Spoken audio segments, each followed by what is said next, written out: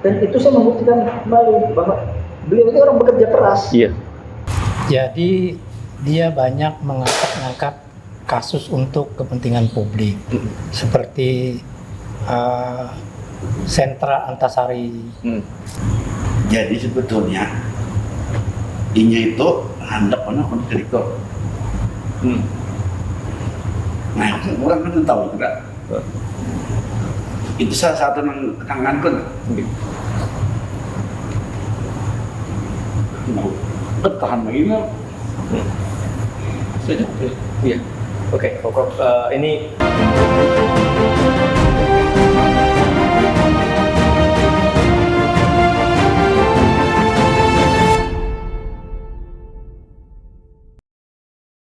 Assalamualaikum warahmatullahi wabarakatuh. Kembali kita berjumpa dalam ngopi kali ini.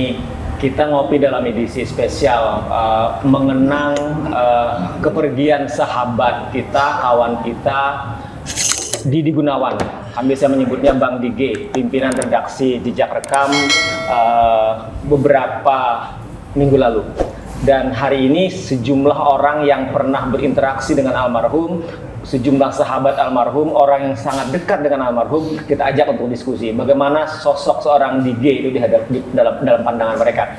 Sudah hadir seperti biasa, tapi sebelum saya memperkenalkan narasumber, seperti biasa saya bersama dengan Bang Dr. Subhan Syarif. Waalaikumsalam warahmatullahi wabarakatuh. Sehat hari ini, Bang? Alhamdulillah. Hari ini ngopi kita berbeda.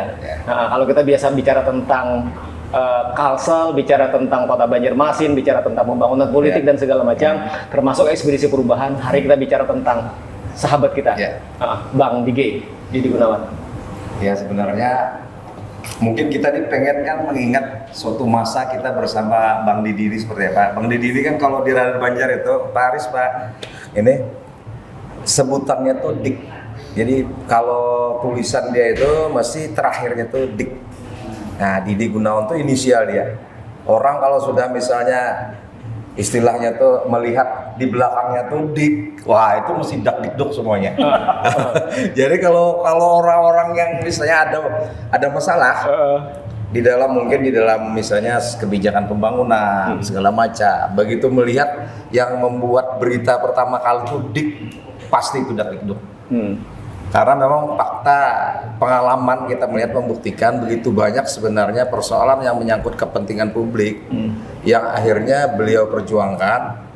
Nah, sehingga bisa terbongkar bahwa itu sebenarnya ada hal-hal yang menyebabkan merugikan, baik itu kerugian publik, kerugian negara. Mungkin kita ingat dulu bagaimana Sentra Antasari, bagaimana kasus dana siluman, asuransi ya, kemudian asuransi, bagaimana misalnya pelepasan aset, yang dulu kan waktu aset semuanya dilepas segala macam. Kemudian bagaimana dulu kasus misalnya investasi yang sifatnya kayak tanda kutip ya, diakal-akalin, apa istilahnya itu, for financing. Jadi penggunaan dana APBD dibayar secara berhutang, kemudian ditunjuk pihak tertentu, lalu akhirnya nanti dana APBD tiap tahun bayar. Nah, itu terakhirnya ada korban pada saat itu. Ada korban, maksudnya terbukti bahwa itu tidak boleh. Nah, itu awal muasalnya itu adalah Bang Didi yang mengangkat tuh sidik ini tadi. Nah, mungkin itu pengantarnya, baru silakan beliau ini kan sahabat-sahabat kita kenal baik lah. Nah, kita perkenalkan sejumlah narasumber kita hari ini. Kita mulai dari di ujung, ada Bang Dr. Fauzan Ramon. Bang Fauzan, selamat siang. Assalamualaikum. Waalaikumsalam, selamat sore. Iya, terima kasih sudah berkenan hadir. Kemudian juga ada Bang Haris Maki. Sehat, Bang? Alhamdulillah sehat. Kemudian ini juga sahabat almarhum, terakhir kita sama-sama ekspedisi Batam Banyu. Oh, Pak Haris juga. Oh iya, sama-sama Pak Haris juga. Pokoknya 2 kali 24 jam kita bersama. Nanti kita sama-sama. Ada Pak Prof Hadin. Sehat hari ini, Prof? Ya, Prof, hari ini kita mengenang sahabat kita almarhum Bang Didi Gunawan. Pertama, kita ingin ke Pak Prof Hadin dulu ya, Bang ya. Karena Pak Prof Hadin ini kan kalau kita banyak baca tulisan almarhum dalam sejumlah pemberitaan, itu banyak mengutip dari statement beliau, pernyataan beliau, baik soal pendidikan, soal hukum dan segala macam. Pak Prof, dalam pandangan seorang Pak Prof, sahabat kita Dige itu seperti apa? Jadi memang saya ini kan kenal sejak di Radar lah. Oh, Radar Banjar, ya. Tapi begitu yang agak intensif tuh di Jejak Rekam. Nah, saya ada 2 yang yang menarik di dalam dirinya Didi ini. Pertama, kalau wartawan, kalau kita kasih tulisan lah, langsung disalinnya. Nah, pada umumnya ada wartawan umumnya, langsung disalinnya kemudian dimasukkannya ke berita. Copy paste. Kalau Didi enggak. Didi itu pasti dia mencoba mencari data tentang itu. Jadi ada tambahan ilmu. Jadi kalau kita mengatakan tentang kemarin kan soal apa ya? Misalnya soal guru lah. Lalu ia cari jumlah guru berapa gitu, carinya apa kualifikasinya, kemudian latar belakang. Nah, baru dia mau memberitakan. Jadi tidak langsung ke itu tadi. Termasuk juga masalah hukum. Walaupun dia buta hukum, tapi suka mencari mencari berita. Akhirnya kan dia meleknya hukum kan. Jadi seperti paham dia kalau tulisan itu seperti dia ngerti kan masalah hukum tuh. Nah, kemudian yang menarik kedua, dia kalau kita minta sajikan berita tidak begitu serta-merta mau. Dia membaca publik. Ada saatnya dia harus diam, ada saatnya bicara. Nah, saya nggak mencampuri kan soalnya. Saya paling mendesak, gimana kapan? Belum katanya lagi. Nah, saya kurang tahu gimana membaca publik gitu. Jadi dinamika publik itu dibacanya bukan. Jadi berita-berita yang disajikannya itu pasti ada kaitan dengan publik gimana. Tidak pernah ada. Nah, sehingga pernah kan satu berita terbit yang tinggi namanya jumlah pembacanya. Jumlah pembacanya. Nah, jadi dua itu yang ciri khasnya. Jadi orang itu masuk kualitas kan yang jarang dimiliki. Nah, susah kita mencari. Nah, kemudian dia memilih judul berita. Ya. Nah, itu menarik terus ya.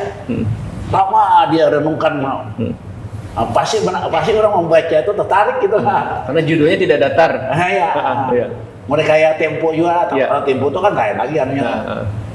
Kayak anak buah Tempo juga. Nah, itu yang saya lihat lah selama bergaul. Jadi itu pengalaman Pak Prof Hadin. Saya rasa ke Bang Haris. Bang Haris tentu kan juga sering bersama dengan almarhum, berinteraksi dengan almarhum Bang Dige.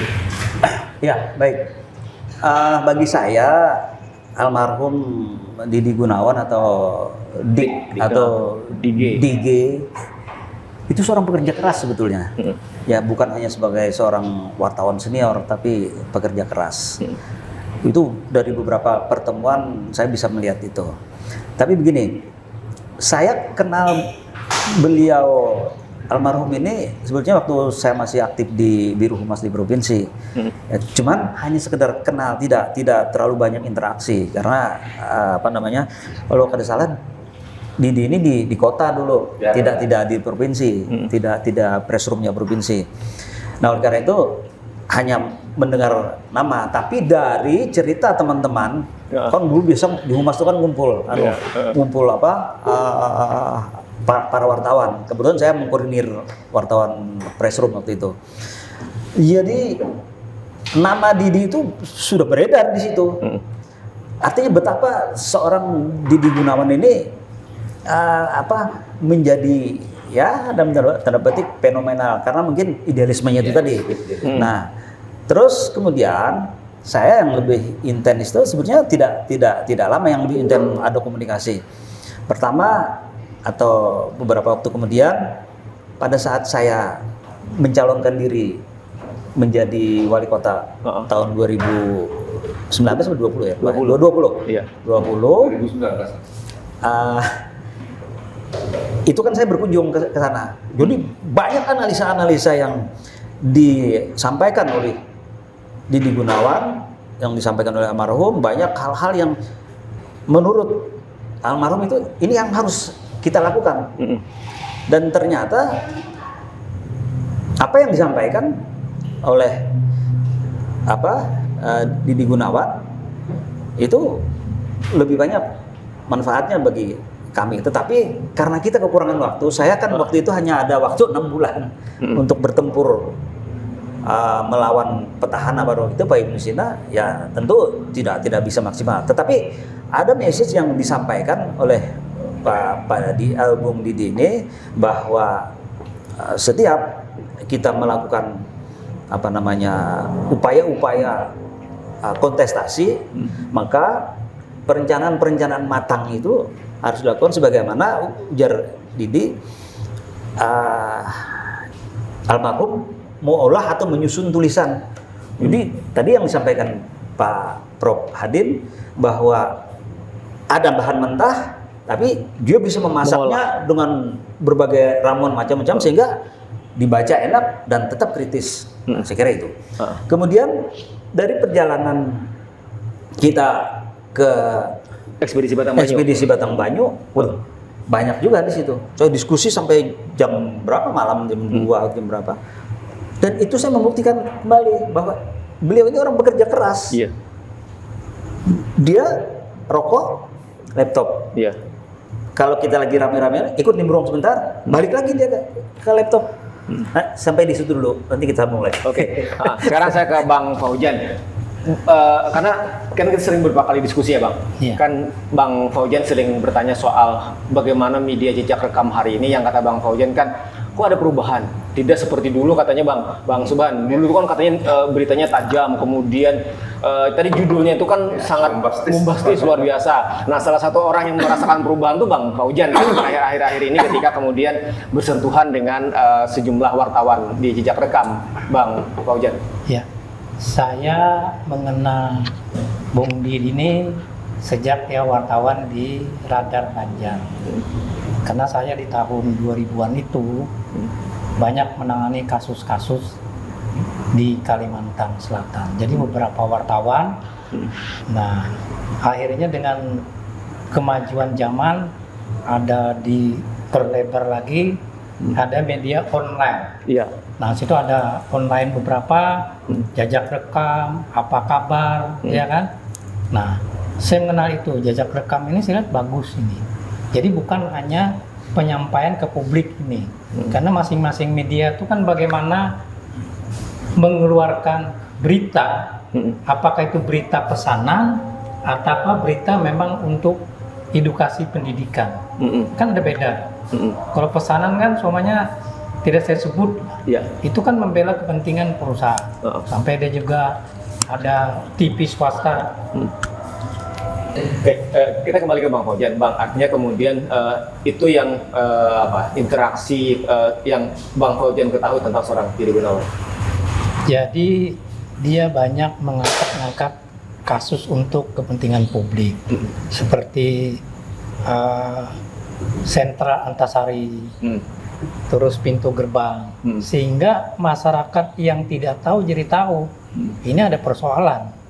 Nah, kalau saya namanya media itu kan semua kena, tapi kan kita bisa melihat wartawan itu kan bermacam-macam, apalagi sekarang nih kan, Banyak menjamur. Kalau di pengadilan ada yang resmi, ada yang tidak Pak sekarang. Tapi tetap saya layani karena profesi saya sebagai pengacara. Dulu waktu tahun Mas Didi saya sering terjun ke pengadilan Pak. Sekarang sudah dengan waktu, dengan usia, saya hanya di belakang. Seperti Prof Hadin, kan beliau di belakang aja banyak yang murid-murid. Jadi saya masih ingat, orang seperti itu sebenarnya harus dicontoh, harus kita peringati. Makanya kalau wartawan ini kan supaya di ini Pak, ini wartawan yang bagus, kayak buruh itu Marsina ya, itu harus diangkat, jangan dilupakan begitu saja. Nah, jadi karena saya sekarang ini sudah beberapa perusahaan saya sebagai konsultan, makanya saya ada waktu datang ke sini untuk bergabung dengan teman-teman. Nah, memang tidak semua juga lawyer mengenal wartawan, itu belum tentu. Karena saya banyak kasus-kasus yang menarik tentang terjadinya pembunuhan, perampasan tentang tanah orang di bandara. Itu kan rame tuh. Orang punya sertifikat dibikin segel. Makanya masuk pajang ke yang ke penjara banyak, mantan sekda, Iya, mantan apa itu. Itu saya kenal dengan Mas Didi. Mas Didi itu begitu, kadang-kadang saya memerlukan dia, kadang-kadang dia memerlukan saya sebagai bahan-bahan untuk menulis. Itu jadi kenangannya sangat bagus dan baik. Bang Fauzan, artinya dalam sepanjang karir seorang Bang Fauzan sebagai seorang advokat, sebagai seorang pengacara, hari ini sebagai pengacara senior, posisi jurnalis, posisi pers itu sangat penting dalam kemitraan. Sangat penting kita bisa menemukan bahan, menemukan wawasan. Jadi, dan pengacara juga beda-beda. Pengacara tuh ada yang membela karena yang benar. Kalau saya syukur alhamdulillah sampai sekarang tetap membela kebenaran walaupun itu nggak ada duitnya. Sama media juga gitu, wartawan juga gitu. Nah sekarang ini kan berubah sistem, tapi kita masih memerlukan seperti almarhum ini, wartawan yang tidak bisa dibeli, tidak bisa dibayar. Itu sangat sulit zaman sekarang ini. Sulit mencari orang seperti Sulit. itu. Nah, ini menarik nih. ya itu tadi kan, makanya itulah yang Orang jadi, yang jadi terbayar. itulah yang kami sering apa ya, sampai kita beberapa kali pertemuan selalu apa ya, selalu membayangkan tuh sebenarnya ini kita kehilangan besar sebenarnya mungkin dalam jurnalis yang terdepan. Bang sulit mencari seperti Bang Didi ini. Bahkan Pak Anar Rosadi kemarin menyatakan waktu di pemakaman itu kita 20 tahun katanya belum tentu kita dapat orang seperti ini.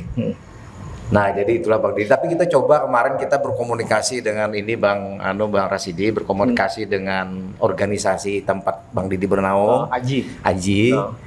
Nah kita sampaikan ke Korwilnya yang di Balikpapan. Kami di sini kan kita menyiapkan buku kan mengenai judulnya itu Pak Aris, Suatu Masa Bersama Bang Dik. Nah mungkin Pak Fauzan nanti mohon bantu bisa berikan tulisan. Menarik tadi kan wartawan nanti tak beli. Iya, nah jadi itu. Nah kita mengusulkan ke Aji itu agar bisa Bang Didi ini diberikan penilaian atau penghargaan lah. Karena sulit di era sekarang ini mencari model-model seperti itu. Dan saya ini Bang Rasidi, satu hal yang mungkin agak sedikit ya, mungkin kita tidak boleh menyesali ya, tapi ya kita kadang-kala kan melihat ke belakang kan muncul perasaan seperti itu. Nah kami kan pernah berdiskusi sebelum COVID itu. Nah pada saat itu kan kami menyampaikan bahwa kita ini kan semuanya sudah beranjak tua nih kan, sudah mungkin tua lah. Nah mungkin kita ini seperti dulu lagi. Nah kalau saya bilang kan kalau latar belakang kita pengusaha, saya udah bisa mengkaderisasi. Ada orang yang sudah menjalankan perusahaan, jadi sudah clear kita lah, tidak terlibat lagi dalam dunia usaha secara langsung, hanya memberi advice. Nah harusnya Bang Didi ini bilang kan seperti itu juga. Tapi jawabannya ini Pak Haris, Pak Fauzan, yang saya tuh merasa terpukul. Dia ini kan orang jurnalis yang sudah cukup lama, sudah senior lah. Kalau pada saat 4 tahun yang lalu kan dia ini sebenarnya menjadi tokoh lah di kalangan senior lah. Dia bilang seperti ini, sulit Bang, eranya sekarang ini beda dengan era dulu. Era sekarang tadi sampaikan Pak Fauzan tadi bahwa era sekarang ini semuanya harus ada hitungannya, semuanya bisa dibeli, semuanya bisa diarahkan. Nah saya sampai sekarang belum punya kader yang seperti itu. Nah kemudian Bang Rasidi kira-kira 2 minggu sebelum dia meninggal bicara dengan saya kan, karena dia menganggap mungkin saya komisaris utamanya di jejak rekam itu kan, dia mintalah, Bang bantu saya, saya minta, saya perlu wakil Pimret. Wakil Pimretnya, oh bisa, bagus, dari dulu kan kita minta itu, kan kita sampaikan itu. Wakil Pimretnya namanya ini, tapi yang anehnya tuh bukan dari internal kita di jejak rekam. Bukan internal kita di jejak rekam. Dia rekomendasikan satu itu dulu, tapi kalau dia yang gini baru orang di dalam jejak rekam. Dia sebutkan namanya lah, saya tidak perlu menyebutkan nama di sini. Nah tapi saya bertanya, kenapa sih kok bukan orang dalam, saya bilang gitu kan. Bang, orang ini saya jamin idealismenya. Orang ini seperti karena dia pernah saya didik di waktu dia masih di salah satu media di sini kan. Nah saya berharap dia bisa bergabung gitu. Nah kemudian setelah itu alhamdulillah ketemu sama yang bersangkutan kita Pak Aris. kita sampaikan, Bang Didi belum meninggal, masih waktu itu sudah kena stroke-nya dia. Dan bisa bicara lagi, terakhir bicara masalah itu dengan kami itu. Jadi hari Senin dia bicara, subuh Selasa, kita malam sore Senin bicara, subuh Selasa dia kena serangan jantung, kemudian stroke. Dia bisa bicara lagi setelah itu kan. Nah kita sampaikanlah ke yang bersangkutan. Cuma yang bersangkutan mungkin masih berasa belum sanggup. Ya dia bilang melalui ininya, saya belum siap Bang untuk itu kan. Itulah perjalanan Bang Didi. Iya. Bang, artinya hari ini sahabat kita, teman kita DG kan sudah tidak ada lagi. Tapi ada banyak hal yang beliau tinggalkan, termasuk pesan bagaimana kemudian idealismenya yang dia tuangkan dalam sebuah karya namanya Jejak Rekam itu kan harus kita lanjutkan. Ya, makanya ada itu. banyak pesan di situ kan. Terakhir ketika saya ketemu beliau di rumah sakit itu kan sudah stroke Bang. Ya, Kalau sudah stroke. dengan Bang Suban kan masih bisa terakhir ngomong. bicara dia. Saya itu waktu itu di 24 Maret waktu malam di rumah sakit. Jadi ketika dia tidak bisa bicara lagi, tapi tatapan mata dia seolah-olah dia tidak ingin berpisah gitu waktu itu. Iya. Ada banyak hal seolah-olah ingin dia percakapkan karena saya dengan beliau itu kira-kira hampir 20 tahun lebih lah berteman. Sedikit selisih kita lah. Sedikit Saya lah. hampir 25 tahun, Bang Rasidi 23 Jadi 20 ada tahunan. banyak kebersamaan, Ya. ada banyak cerita di situ. Nah sekarang bagaimana kita merawat pesan almarhum, termasuk bagaimana yang beliau inginkan dengan gagasan-gagasan beliau, dengan idealisme beliau itu yang kita pertahankan. Jadi beliau kan berpesan dengan bicara dengan keluarganya. Saya ketemu udah dengan kakak-kakaknya dan adiknya. Nah berpesan minta supaya Jejak Rekam itu tetap diteruskan. Nah kita juga menyampaikan bahwa ini tetap kita teruskan sepanjang idealisme yang ingin diusung oleh almarhum, cita-cita yang ingin diusung almarhum itu ruhnya masih ada. Nah kalau ruhnya tuh hilang, misalnya ruhnya kita kena tahu kan, namanya yang menangani mungkin akan beda segala macam. Kalau ruhnya hilang, maka kami itu selaku pendiri juga merasa tidak sanggup meneruskan karena itu tidak sesuai dengan apa yang menjadi cita-cita almarhum. Karena kan di Jejak Rekam itu kan yang berjuang paling besar itu almarhum. Mulai dari nol. Kita itu hanya mensupport dari segi misalnya ya kalau kita dalam perusahaan mungkin kami lebih banyak di pembiayaannya lah pada saat itu. Bang Didi yang berjibaku. Jadi sebenarnya Jejak Rekam itu apa istilahnya tuh apa kayak ininya Didi, ruhnya tuh Bang Didi. Jadi kalau sama dengan Didi. Jadi kalau Dik ini tidak ada, saya juga merenung kadang-kadang ini Jejak Rekam ini kira-kira masih bisa seperti dulu gitu kan, karena jiwanya, spiritnya itu udah di bawah beliau. Nah makanya saya berharap sebenarnya kepada kawan-kawan yang memang ada kaitannya dengan Jejak Rekam, tolonglah spirit ini dijaga. Abaikan kepentingan pribadi, kepentingan mungkin ada kepentingan politik, ada hal-hal tertentu yang mungkin menurut saya kurang beretika segala macam itu hilangkan. Nah kalau itu tetap bisa seperti itu, misalnya ada hal kepentingan, nah kita sebagai pendiri kita akan menyampaikan karena kebetulan saham yang paling besar itu sebenarnya saham kita. Jadi kita mendominasi di sana. Jadi memang ada saham pihak lain di samping Bang Didi, tapi secara prinsip kita akan mempertahankan apa yang menjadi cita-cita dari almarhum. Tapi mungkin kita agak ini lah. Mungkin yang kita kayak yang lain ini tanggapan mereka ini seperti apa mengenai Jejak Rekam nih. Karena kita kebanyakan panjang ini. Nanti kalau Bang Razi kalau untuk sejarah Jejak Rekam mohon nanti bisa kita diskusikan karena saksi yang hidupnya ini kan sebenarnya tinggal berdua. Karena Bang Rasidi sebenarnya kami ini berempat dulu. Bang Rasidi, saya, almarhum dan Bang Abdi Barito Pos. Jadi dulu beliau ini Smart FM pada saat itu. Smart FM. Bang Didi di Radar, kita pengusaha pada saat itu kan. Nah jadi dengan dasar itulah mungkin kita perlu ada waktu sesi nanti biar menjelaskan ke publik bagaimana sih sebenarnya nilai-nilai yang ingin diperjuangkan Bang Didi itu melalui Jejak Rekam. Betul. Ya. Itu. Kan silakan yang lain deh. Kita kembali ke Pak Prof Hadin. Pak Prof, artinya ada banyak hal dari Bang Fauzian tadi misalnya ini kan ada poin penting wartawan yang tidak bisa dibully. Tadi misalnya Bang Aris juga, Pak Prof juga bagaimana tulisan-tulisannya yang mendalam. Nah itu yang kemudian harus kita jaga kata Bang Subhan tadi. Hari ini saja misalnya tentu kita tidak ingin ada perubahan identitas yang terjadi di jejak rekam. Yang dulu orang temukan jejak rekam hari ini sudah mulai hilang. Nah, itu kan yang tidak boleh, itu harus kita jaga, Pak Prof. Nah, kita ambil contoh yang Tempo. Iya. Tempo itu dibenci tapi bisa Kita berindu. orang banyak mencari. Memang bila berita ditampilkan Tempo itu akurat. Sudah identik itu akurat, yang lain enggak. Nah ini di Kalsel itu sama itu kan. Bila jejak rekam memberitakan, itu akurat tidak salah. Nah itu gimana cara mempertahankan? Nah itu kita tanggung jawab kita semua lah. Jadi bagaimana manajemen dan orang-orang yang ada di jejak rekam menjaga yang tadi dipesankan Pak Prof. Cuma ada yang apa istilahnya lah.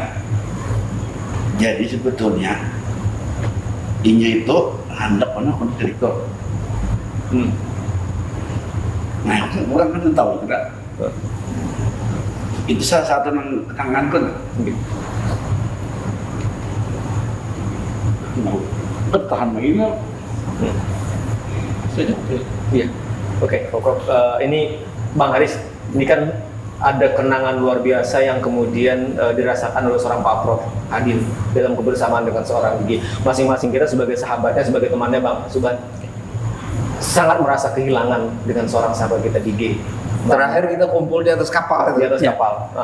Dan di situ kita bersama dengan almarhum 2 kali ya Bang. Selain dari itu kemudian kita lawatan ke Tanjung kan. Bang Haris. Ya, saya pikir apa yang disampaikan Pak Subhan, Prof Hadin, ini sebuah perasaan yang murni dari dalam lubuk hati. Saya kira itu bukan kita. Murni, itu bukan dibuat-buat. Oleh karena itu tentu tadi apa yang belum sempat terrealisasi menurut Pak Hadin, kemudian Pak Subhan, ini menjadi tanggung jawab kita sebagai sahabat-sahabatnya tentu. Bagaimana jejak rekam masih mempertahankan identitas, meskipun tentu warnanya pasti akan tidak sama, ya pasti tidak akan sama. Tetapi bahwa sentuhan idealisme itu harus tetap ada. Memang tidak mudah kita menciptakan sesuatu yang sudah tidak ada lagi. Kita mau direinkarnasi kan tidak. Tetapi semangat idealisme kita itu dulu yang paling penting. Bahwa ada semangat jejak rekam sebagaimana harapan almarhum harus tetap ada. Itu yang penting dulu. Semangat itu harus ada. Kalau semangat mempertahankan itu tidak ada, kita bicara idealisme nonsense saja. Bahwa pengalaman selama kita di perjalanan baik ekspedisi Batang Banyu ataupun kita ke Tabalong itu, saya kira ini hal yang luar biasa bagi saya pribadi. Karena apa? Karena tadi saya katakan almarhum itu ngomong sebentar, kembali lagi dia ke laptop dia. Dia menyerap apa yang kita diskusikan di situ, langsung ditulis dan sebagainya. Yang malam itu kan keluar berita. Iya kan langsung keluar berita kan. Nah, artinya itu sesuatu yang mungkin tidak hanya dimiliki oleh segelintir orang saja. Yang kedua, dia runut. Kalau bicara soal sejarah Batang Banyu, sejarah kerajaan Banjar, saya mendiskusikan apalagi Rama Andin. Saya mendiskusikan dari jam 10 ke jam berapa itu sampai subuh, hanya sampai mendapat ular, melihat ular. Sampai ada cerita ular. Karena jadi gitu kajuto dikiranya ular. Kenapa ular halus aja?